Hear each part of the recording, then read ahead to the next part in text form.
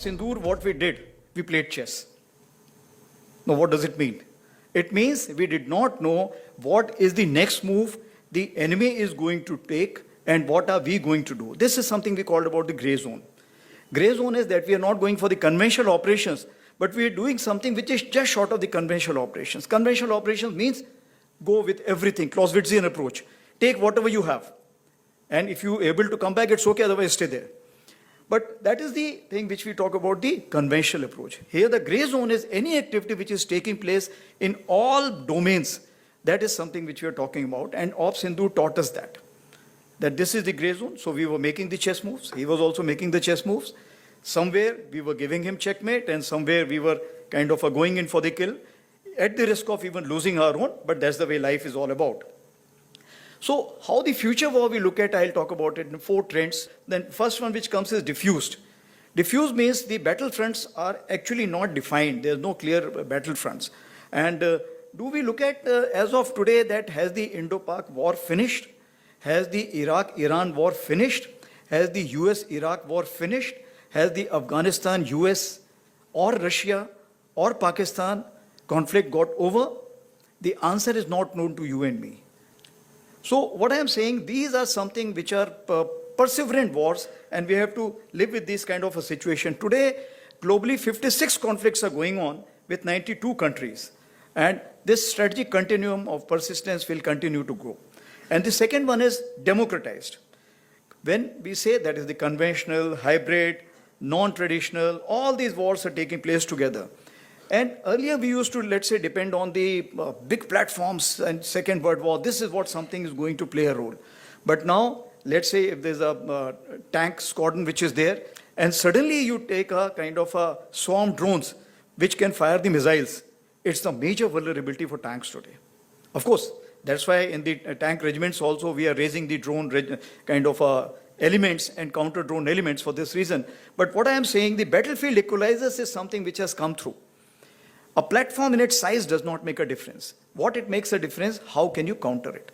So a small intelligent move, a smaller technical kind of a move which is there. I was asked that, will you have the robo-soldiers later?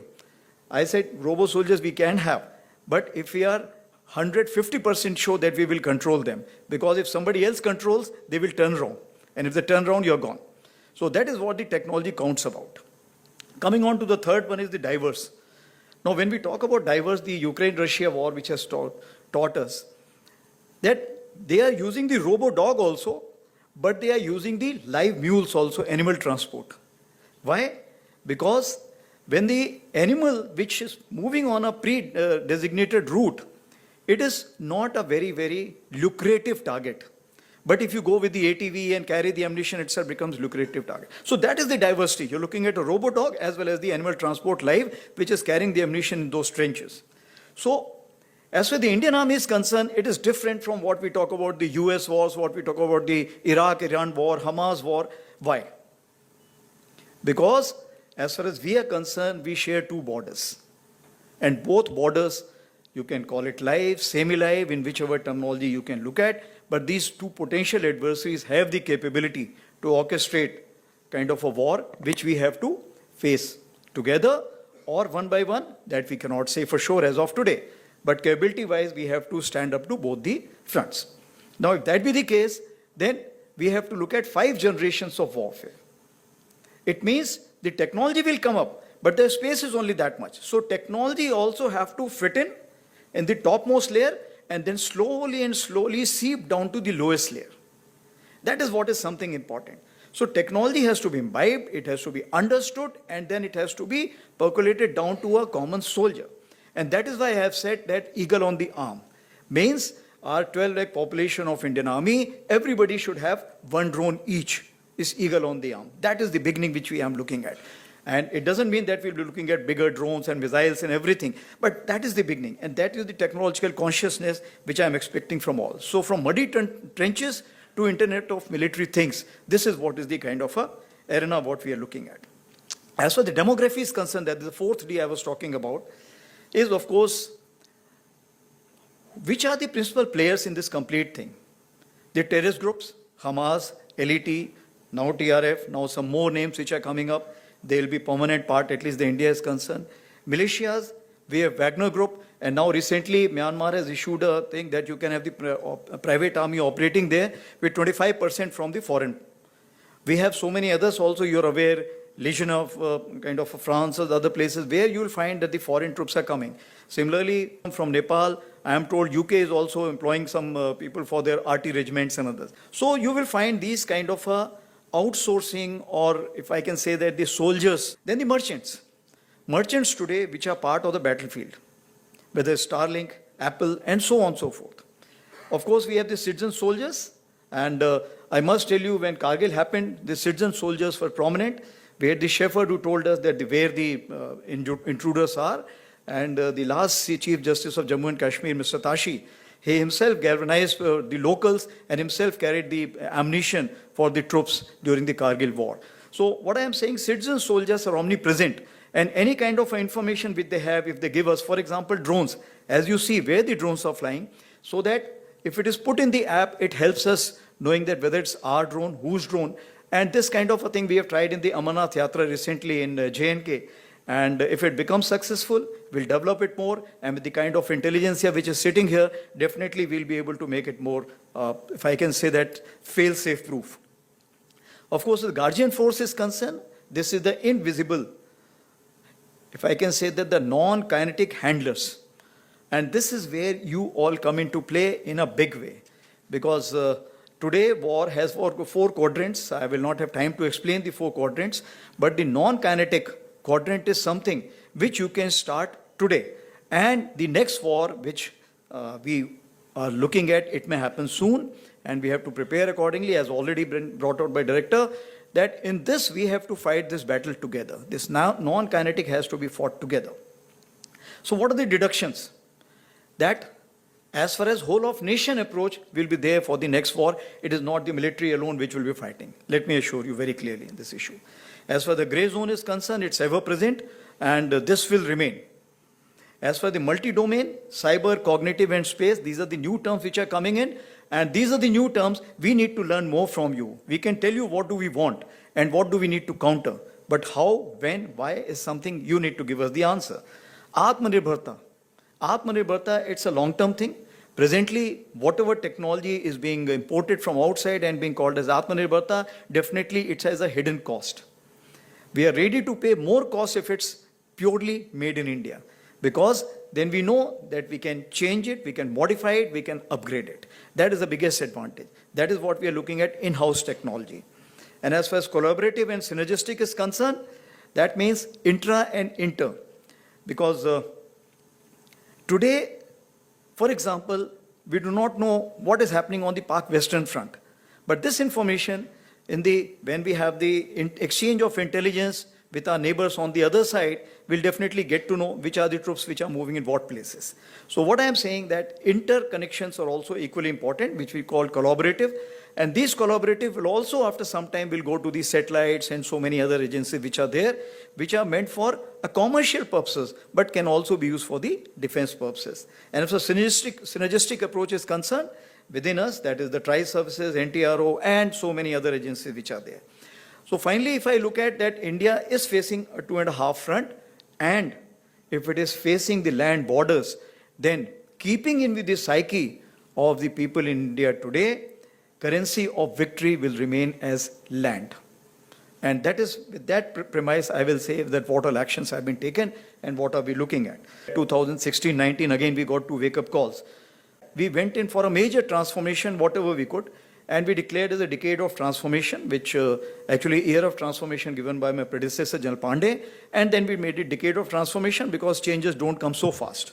You need time. Years of technology absorption, we created 2 years, because technology, like I told you, has to be absorbed at the top, but it has to seep through a soldier, and it is not so easy. It's a social change, and social change cannot come with a jerk. And of course, year of reforms, which were declared by our Honorable Raksha Mantri, and that is what was a major catalyst and a major kind of anchor for change. And all this combined together, we put a vision for Viksit Bharat 2047 for the Indian Army. So, Peter Drucker said the best way to predict future is to create it. And if that is the case, actually, it helped in Op Sindoor, because when I took over, the first thing which I did was the multi-domain operations war discussions. Multi-domain operations is basically how the technology can be imbibed in the warfare. Normally, we have been doing the bean counting, okay, how many tanks, how many infantry battalions, but this is the time we went in. And it was not purely military. We had the academia joining us from all these stakeholders, whether it's CERT or anyone for that matter. We had those people, and they told us that what you can do, what you cannot do, and what you're doing is Stone Age or it is actually in advanced stage. So that is how it showed us the mirror. And since it showed us the mirror, it helped us in a big way. So moving ahead, I will just talk about the Ops Sindoor as such. And since Ops Sindoor, you may be actually saturated by seeing the TV and the parliamentary debates. So I will not spend much time on that. I will say how the technology came into play. But certain things important. 22nd April, you're aware what happened in Pahalgam, and it actually shocked the nation. 23rd is the time when next day itself, we all sat down. And this is the first time which RM has also said, I think enough is enough. And all the three chiefs were very clear, something has to be done. And the free hand was given, of course, that you decide what is to be done. And that is the kind of a confidence with the political directions and political clarity for the first time we saw. And that's what made a difference, because we want to do a lot, but that kind of hand-holding and kind of free, no terms of restrictions, if I can say that. And that is what kind of raises up your morale. And that is how it helped our army commanders or commander-in-chiefs on ground to kind of act as per their wisdom. Of course, then 25th, we visited the Northern Command, as you're aware, that is the place where we thought, planned, conceptualized, and executed the 7 targets out of the 9 which were destroyed, and where a lot of terrorists were killed. 29th April, of course, was the time when we met the Prime Minister for the first time, and thereafter, next day, of course, why I'm telling you this? Because it's important that how a small name, Ops Sindoor, connects the whole nation. And I was telling director also that when he briefed me on this, he said, okay, we'll have this name Ops Sindhu. And I thought it is Ops Sindhu. Sindhu is basically Indus River. So I said, excellent, sir. Indus Water Treaty has just been frozen by you. He said, no, it is Ops Sindoor. And just see, this one name has connected the whole nation together. And today people are saying Sindoor to Sindhu, everything we have taken care of. But that is something which galvanized the whole nation as such. And the soldiers per se, because when I went on ground and I told them that, look, any sister, mother, daughter, whenever she applies the vermilion or the sindoor, she will always remember the soldier. And I think that was the connect.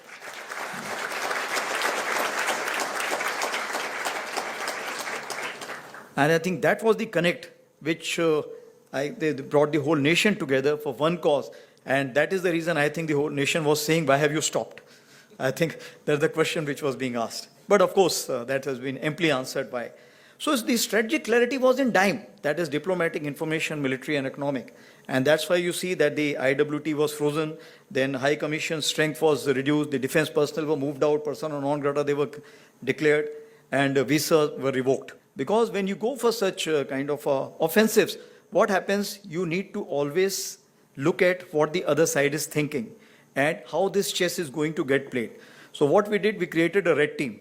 So this time what we did differently, as far as Uri, you are aware that it was 2016, it was a shallow thrust, and it was launch pad we were looking at. It is basically to convey a message. As for Balakot in 2019, we were looking at penetrating through J&K, going across to training camps which are in Pakistan, and again a kind of giving a punishment. But this time I think that is Pahalgam 25, it was wide and deep where we hit the heartland. This was the first time we hit the heartland. And of course, our target was the nursery and the masters. And like I told you, and this has never been done, and even Pakistan was not expecting that the heartland will be hit. And that's what came as a shocker to them. But were we prepared for it? Yes, we were prepared for it to absorb the blowback which will come up. So finally, we chose 5 targets in Jammu and Kashmir and 4 targets in Punjab, and out of which 2 were with the Air Force, because the kind of ammunition which was required was much more. And at such a long range, if you have to send it, then the options are either with the Army, Navy, Air Force, long-range weapons, or with the Air Force. So we decided to go with the Air Force, and it helped us because thereafter all the kind of if I can say that the rebounds which were taking place or the blowbacks which were taking place. But what is important, it was a new normal. It was a new normal where our forces were always prepared for a conventional operations. So though we were trying last 1 year that what is gray zone and what is multi-domain operations, but people were still not ready for it. But this is the time that our ground forces were actually playing chess. How many were going forward? How many were staying back? How many were moving somewhere else? So this kind of a chess move was there. So in this chessboard of 64, something was visible, something was not visible. And something which was not visible, maybe other countries may be helping out to kind of make them visible for the adversary. So the force, if you have to kind of look at force orchestration for a military man, it comes in 3 forms. And all these 3 forms you will play a role. Firstly is the force visualization. How he is going to employ his force, how am I going to employ his force, how it will be 2nd day, 3rd day, 4th day, 10th day, 15th day, because you don't know. Because this test match stopped in 4th days. And it could have continued for 14 days also, 140 days also, 1400 days also, we don't know. So we have to be prepared for those kind of things. Second is force preservation. Force preservation is important because you have to live to fight another day and you have to kill the other person. That's what is your job. Not to lay down your life unnecessarily. It is to make sure the other person lays down his life and he feels happy about it. And you feel happy by facilitating that. So if that be the case, so force preservation becomes important and it has a major role. When we talk about the various drillings which are required to be done in the mountains and so many bunkers of different kind which are required to be made, and if I can say the preemptive actions which are required to be taken, and the third one is application, force application. So these are the 3 domains which we look at as a military man, and this is what something I will just give the amalgam of some issues that how we went about and where your role comes in. So I will just talk about the technology and Ops Sindoor. So firstly, let me assure you, it was a whole of nation approach and the collaboration was there. Was it in conjunction with other nations or not? That's a moot point, but it should be. It should be in long run. As far as deep data mining, that became a criticality that if you had the deep data with you, it would have helped you more. So for last 1.5, 2 years, since our deputy chief is the one who's looking at data, big data analysis, integration and everything, we have started it in a big way. And if you have the data, then only you can go for the predictive analysis and all that. So this is something which is a big lesson we realize, and data is something now we are working out, and we are also looking at what headings, so that later on it doesn't happen that the data becomes so haphazard that we don't know how to handle it. Initially, when we were trying to digitize, we were just taking all the notes, files, and kind of just scanning. That was not digitization. Digitization is reading it, scanning it, and be able to get this kind of a job, which requires a major, if I can say that, processing capability. And this processing capability was not available with us. But again, courtesy the initiative of the deputy chief, we walked up to MeitY and they gave us, and that is the kind of a GPUs. So this is something which immediately helped Indian Army to go in for, if I can say that, data handling of a big quantum. So first one which I will talk about the intelligence, surveillance and reconnaissance, because we realize that the common operational int picture is something which is important, or integrated picture which is important. We have for the Army, we have for the Navy, we have for the Air Force. But getting it together so that all the, if I can say, the layers can sit on one and then we can take the decision. That is something which we have not been doing. By the way, this is the first time that the India has one operational name, common name as Ops Sindoor. Earlier we used to have, for example, if it's Kargil, so you'll have Op Vijay for Army, Safed Sagar for Air Force, and so on and so forth. So even if we were kind of having some problems, inside the room there was no cameras. We could sort it out and come back as a fresh man when we come outside. But what is important is the differences must be discussed and it must be overcome. And that's what we could achieve. So as far as the ISR is concerned, we realize that whatever authorization you give, I have told you that I'm looking at Eagle on the arm to begin with. So whatever the small drone which has been shown to me today, I had discussed this dream last year when I had come here. And of course, thereafter, I realized that in the headquarters, things are moving very slow. So I created those organizations which are now kind of, to fill their quench for thirst, they have to buy all these things. So we have created the Rudra, Divyastra, Shaktiban, and of course Bhairav. What all this is already in the internet, you can look into it. So tethered drone, something which came as a kind of a big surprise to us. Because the jamming was so high in this Ops Sindoor that they could not cross, some they could cross, we could not cross, we could cross some. So the jamming was something which became a kind of a thing for the surveillance. So tethered drones is something which provides us that kind of a thing, because even if he wants to target, how many will he target? So the number is more, then it becomes easier, and there is no, if I can say that, the gap which is there. And that's why tethered drone became the talk of the town. And as far as the satellites are concerned, yes, satellites we realize that we need much more, but pseudo-satellite came up in a big way. Pseudo-satellites are the one which basically they, perhaps what we say, they come to a particular level and remain for the desired period what you want. And they cover the area what you desire to be covered. So that is something which we are also working out. The other side is also buying it. And this is some field. But what is important is not only the flying object. It is the electro-optical equipment which is there and the communication from that to the ground. This is something which comes into play, and this is also need to be seen. And of course, as far as the endurance of that satellite is concerned, important. So this time also what happened, some good Samaritans, no names, nothing, came up, because India exists all over the world, and our diaspora is all over the world. And of course, if I can say that, picking up data from the social media and mobiles. There is another thing called as light situation. That, okay, where was the light on today? Where was the concentration of light was more, here or there? Now to get this kind of information, kind of process it, and come out with the inference, okay, this is what artificial intelligence, that this is what it could be. This is what something is required. And you will find all these fields, you will play a very, very important role. Of course, we have lot many agencies, NTRO, ISRO, INT agencies, etc. And we realize that our platform which are common need to be much more empowered. So we are working towards that. And of course, we also need to strike a balance between the federated and centralized info flow. Because if you have centralized info flow in the cloud, then what happens? You will find that if that gets impacted, the only one, the reserve alternate which you have, that's all. But if you have a federated, then you'll find the local, at least region, will not get impacted, because that will have its own as well as having with the central server. So this is the kind of a thing which we are looking at, and that is where you'll find that all the three services have something called as centralization and decentralization. And a mix of that is something which is the orchestration of operations. The second one is narrative management system. So narrative management system is something which we realize in a big way, because victory is in mind. It's always in mind.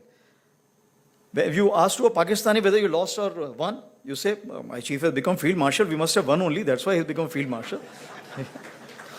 So what I'm saying, that this is how you can influence the population. So it is the domestic population, it is the adversaries population, and it is the neutral population.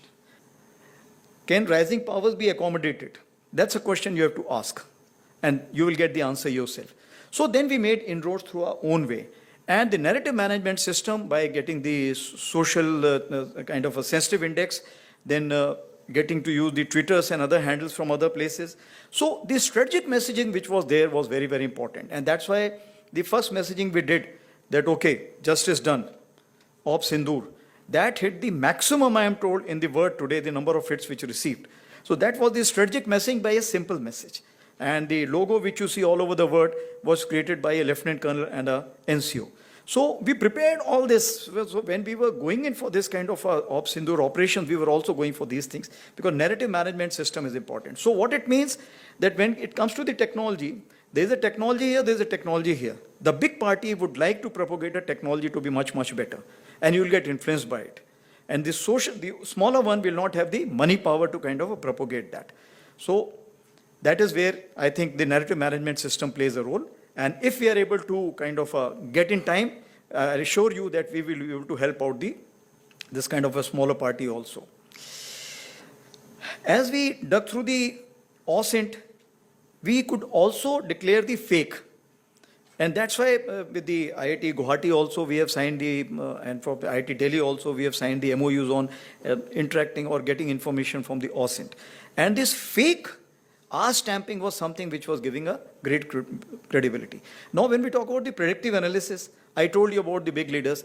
But I think with this kind of a thing, we do not have time now, because even the corps commanders will change, even the naval commanders will change on the other side. So we need to put in all this data, and we should be able to see, okay, what is the thought process?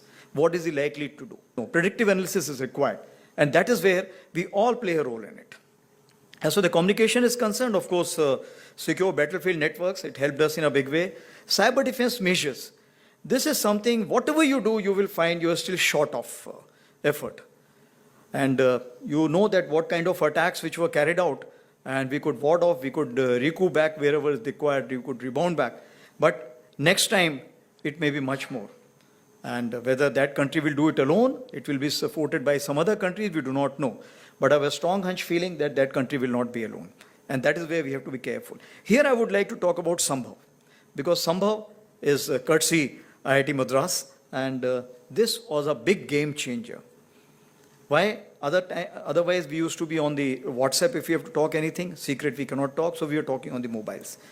But this Sambhav gave us a big uplift. Same thing, this war, starting from 22nd April, we formed various groups, as you are aware. But here, there was a kind of a drawing board where everybody was knowing what is happening. So my Southern Army commander sitting at Pune, who is controlling the Rajasthan, doesn't have to tell J&K what is he doing. It is known through that. But what we learned, that we allowed too many people to use Sambhav. And we gave too many permissions. So now, at the time of crisis, if there are 100 messages, how will you kind of sift that which is the operationally important? That's why the hierarchy became important. But the workload is something which was, let's say, X. It became 100X. When it became 100X, Murphy's law, the server also went down at that point of time. We had to change the server. So then we realized that the hierarchy of communication becomes very important.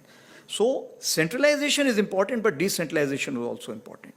And that is where, once we make sure that the hierarchy was kind of reverted back, it became easy. But still, the load on Sambhav was very high. And I'm happy to note that Sambhav 2.0 is also being looked at, because that will kind of help us for Sindoor 2.0. So I'm sure before Sindoor 2.0 starts, Sambhav 2.0 will be actually commercialized. Coming on to electronic warfare, of course, you're masters of it, so I don't have to talk about it. EM spectrum dominance. Jamming, I told you, it was in a big way. But deception, we could do a lot with the electronic warfare. And beyond that, I would not like to speak, but as you know, that headquarters, etc., depicted from that. And of course, radar fingerprinting. Again, deep data. Because all the radars open at various places. And if you have the data, then you know, okay, which radar is opening up and it is held with which formation. That tells you the orbiting, which is important. So fingerprinting, which becomes important. And therefore, the long-term involvement here becomes important. And ECAS or something, I think it's already in the media also, that we have created a software which is helping us. Of course, that is something which we have just started. But I am sure with the AI kind of a caliber which is there with the IIT Madras, that will become very, very strong. And it will get interlinked with the TRICE services, because we need to work out together. As far as target engagement is concerned, we realize that attrition warfare is no more going to give you the results. So you need smart munition. All the dumb bombs have to be converted to smart bombs. We are working out with others also in this field, because here we do not have much time. And Russia also, finally you realize only two things are working. The rest, everything has gone back. Today I was reading the air assets have been pushed back. And the platform which are there, they only use when required. But the artillery guns and the drones, they are the only two things. The only thing what they have done, their dumb bombs have been converted to smart bombs. So the precision has increased. When the precision is increased, how does it help Indian economy? If you use a X number for, let's say, dumb bomb, you will use only 1/5 of the ammunition if it's precision in nature. And that is where you will find that the cost does not make a difference. The impact which will help us, because it will be timely impact and allow us to further the battle which is required. Rockets, extended range, we are well aware that what we are working here. And we also carried out a trial yesterday where we got the circular reparability of 2 meters for the 70-kilometer Pinaka. And of course, Ramjet technology, again, we are having a very, very high hopes. And we are, I'll not say running out of patience, but we are impatient that earlier as it comes, better it is. And of course, if I can say that private industry also tested some missiles, which was again in the newspaper, 150 to 400 kilometers. So we're moving fast and we have to move much faster. SWAM drones and mother and the, if I can say that the sub drones or children drones which are there, there's a new concept. And today there is in the newspaper, in the Twitter also, and in India also, one company has offered 30 kilometer of a spool. And in Ukraine, they have used 40 kilometer of a spool. So there is no interference or jamming which can take place unless you physically destroy it. So this is the kind of a thing which is being looked at. So what happens? You send a spool for 30 kilometers. By the time the two layers of jammers have been kind of a pass through, thereafter the mothership goes another 20-30 kilometers, opens up with the kind of a sub-drones. And then you can create the havoc which is required. So 50 to 60 kilometer depth we can achieve. That is the kind of a range what we are looking at with this. And of course, armed UAVs, I don't have to talk about it. And employment of baits from both sides. So this time what they did, they sent the small drones first, so that you use your anti-aircraft guns. You open your radars. So your anti-aircraft gun locations are known, your radar locations are known, then say frequency is known, so they know which kind of a radar and everything. And then they came with the kind of armed small UAVs or drones, Yiha class, which is from Turkey. So they used that. And thereafter, of course, they came with the Chinese and Turkish big UAVs, which is called as combat UAVs, they came. So just because I think we were well prepared, we had the kind of ammunition, we had the kind of a coordination, we had the kind of missiles, and we had the kind of a counter-US equipment, which is the soft kill. All this combined together helped us in a big way. But will this help us the next war? No. Why? Because drone and counter-drone is a ratcheting effect. If you have better technology for drone, counter-drone technology will grow up. Thereafter, you have to drone better and then counter-drone. So both have to keep kind of overcoming each other deficiency or strength. So therefore, this is a constant battle which is going on, and for this we cannot sit idle. And that is where we need to work together. As for the counter-US equipment is concerned, in the area of 800 kilometers, we had 4,500 flying objects, including the Air Force. Now, if that be the kind of 4,500 flying objects which you have, how can you manage that space? That is something which is important. So when you use the jammer, it's very difficult to tell which drone is getting jammed, because it has the record, it's kind of a record of the frequency and other things. So that's on the lighter side, but that also can be a lesson drawn. But what is important is that we need new kind of patterns to look into it. And artificial intelligence plays a very important role, and networking again plays a very important role in this. Of course, hard kill, soft kill we are aware, fusion of that information, that which target to be engaged by whom, and of course target tracking and tasking is something important. Moving ahead is the space integration. NAVIC, it will take some time, but I'm sure by 2026 December we should be able to get it. But as far as the space is concerned, satellite, we used it in a big way. Images, satellite images. But actually the requirement is much, much higher. The satellites availability is much, much lower. Every side, even if you look at the America also, they will also find it difficult when you go for an intense war. This time the intense war was not there. Was it a conventional war? There are not many questions. It was a conflict with an enhanced volume. So if that be the case, then we need images not only from the satellites. What are the alternate means? That is something. And if not, then can we get the change detection very fast? Is it going to help us? Communication PNT and anti-satellite which is there, that is something which you need to look into. So we are looking at low cost, low orbit, and also launch on demand. These are the two kind of satellites which we are looking at in the near future. As for the war sustenance is concerned, logistic management system. Now we have a logistic management system. The Navy has it, Air Force has it. Firstly, we need to combine that together, and then also combine it with the national logistics system. Because after all, we will find that it is not only the uniform people who can fit in the requirement, because when you have to feed in this 12 lakh population, whatever you do, if it's a long duration war, we have a limitation of how much we will keep with ourselves. So that's only one of the side. Deception and decoys, again IIT Madras is doing a great job in that. Bioattack and human enhancement. This is something exoskeleton. We are working out with some IITs, and I'm looking that in a big way. And this is a big game changer. When you pick up something which is, let's say, about 20 kg, you feel like only 10 kg when you pick up with the exoskeleton. So that's why we are looking at it in a big way. And a lot of progress is being made, but I think it's still not enough. And also stress analysis sensor. This is something which is important, because we need to have these sensors now, so that everybody wears this and we get to know how much is the stress, and depending on that we can send the people ahead, back, or a kind of a stress buster. We also have a go, no-go tablet, so you're aware in high altitude, we've already prescribed for various places, the Air Force already has it. We've also, for accelerated acclimatization, we are looking at it. We have used some medicine, which we are saying under the special conditions, we can make this 6-day acclimatization to 4 days. But I'm very hopeful with Dr. Kamakoti now having this kind of a situation that you're having the Leh-based institute. We'll be very happy to join this kind of a study on this. And what is important is that we need this technical study, because medical study requires 7 years, and I may not have 7 years to go. So when I'm saying 7 years for this, war to kind of a start. As far as AI is concerned, I think overall I have already talked about it, because it predicts the threat with the TSR, that is the time, space, and resources. And that is where the AI plays a very important role. So whatever points I have given, if you combine this together, we'll get the TSR.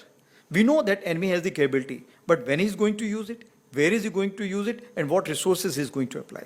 And that's what something we need to look into. And of course, the distance support tools, as you're aware, that now we have rejuvenated our battlefield surveillance support system, and also CIDSS, which we are working with Bell, and of course, Sama, which we are working out. So if I have to say so, that for the Viksit Bharat 2047, your and our convergence is very, very high, because as far as the strength for the future lies with the industry, academia, and military triangulation. And of course, we also have to make sure that the bureaucracy, financial people, and the government research agencies also be taken on board. As far as the Indian Army is concerned, we have created the technology committee, which is Empower Technology Committee, which has got 16 technology clusters, and these clusters all over the media we have already given out, and we've also given out which is the principal staff officer to be connected to and which is the director general to be connected to. Because whatever you have, you don't have to come through me or the deputy chief ISNC or with the ADG, ADB. You can just go to them directly. Those DGs are meant to do this, whether it's robotics or it is with the quantum technology, blockchain, you name a thing, and we have the people named for it. We've also created a cell at IIT Delhi, Kanpur, ISC Bangalore, and of course, Agnishodh is a very good beginning, and we are very hopeful from this. As far as MCT is concerned, of course, we have India AI mission, Chip to Startup mission, and of course, Project Kila, that is the quantum computing, that is what we have. So what we are looking at two ways from you is basically the disruptive technology, which should make our job easy, and that offset strategy. Offset strategy, once we sit with you, you tell us your prowess, we will come out with the offset strategy. So these are the two things we are looking at mainly. Of course, water jet cutting, which has been explained to us, we are looking at keenly. We're also looking at a smart IoT kit for health monitor. And Ladakh IIT extension is a big thing, because our northern front is completely, will be dependent on this research center. And Army internship program, which we have started recently, and I'll be urging all of you to join that Army internship program. And all those who feel they are already kind of graduated, you can also join us as an officers, because we have now all the technical fields open, and we'll be soon from 2025 end, we'll be kind of giving out the advertisements for that. So what are we expecting from you? If I could just summarize it: advanced composite materials, metallurgy, microelectronics, precision guidance, gyro sighting system, seekers, cybersecurity and military-grade secure communication technology, AI and ML, of course, quantum computing, robotics, unmanned sensors and systems, synthetic biology, and Ladakh Center is going to play an important role. And I must also thank IIT Madras for jointly organizing at national level cyber competition in October 25, that is Datathon and Capture the Flag.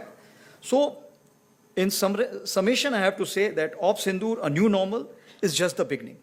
It's the age of acceleration, the transformation we are living in. And if that be the case, then journey to be traveled together for upholding peace, even if enforced through strength, synergy, and sovereignty, is the call of the day. Thank you very much. Jai.